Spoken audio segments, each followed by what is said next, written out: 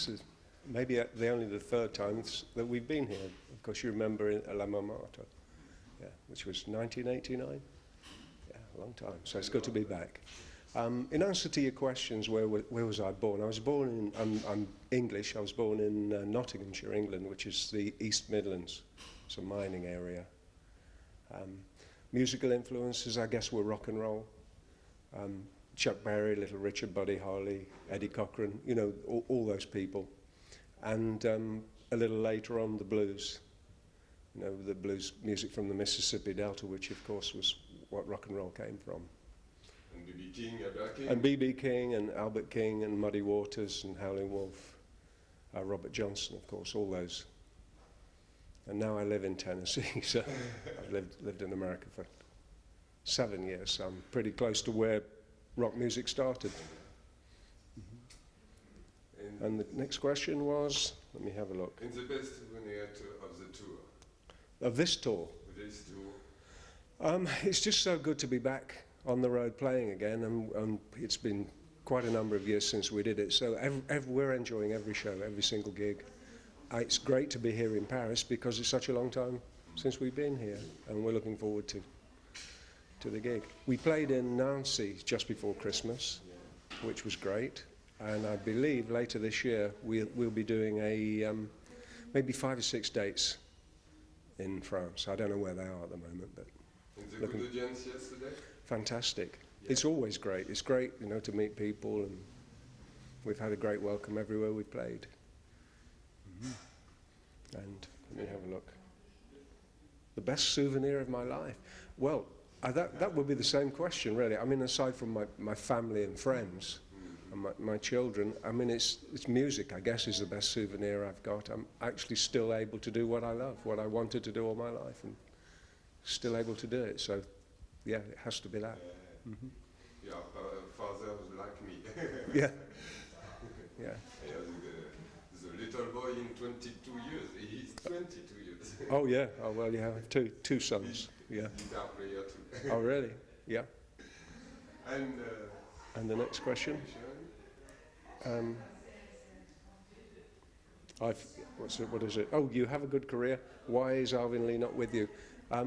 The simple answer to that is that Alvin doesn't want to go out and tour anymore. He does a few shows each year, but really he doesn't like to work, doesn't like to play. And the rest of us want to play, and we've done nothing about it since, golly, 1975, I guess. Except occasionally when Alvin, for whatever reason, wanted to do some shows, he's always called up and said, let's do it. This time we wanted to do some shows and he didn't, so after 25 years we decided we'd do it without him.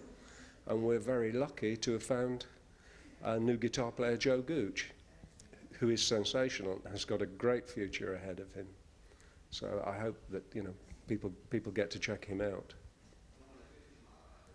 Do you meet in a... Oh, where did we meet Joe?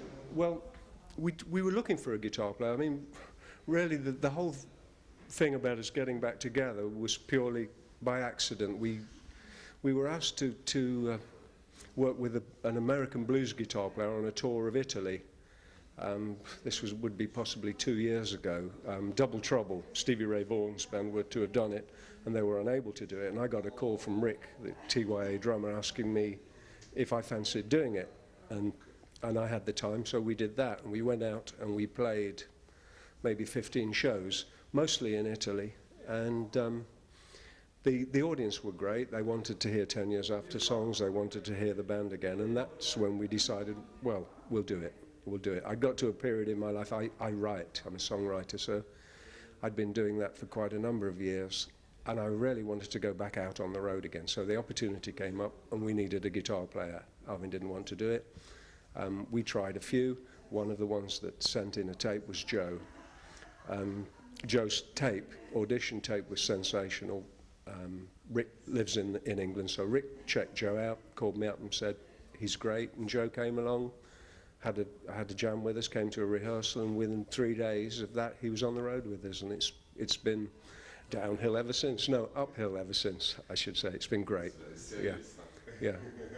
It's been great. And I think the band has the energy that it had when it started out. You know, you get a lot of bands that reform and they go round in a circle and they're not really that interested or they're tired, you know. But I think we've got an enthusiasm. At least I like to think that. Okay.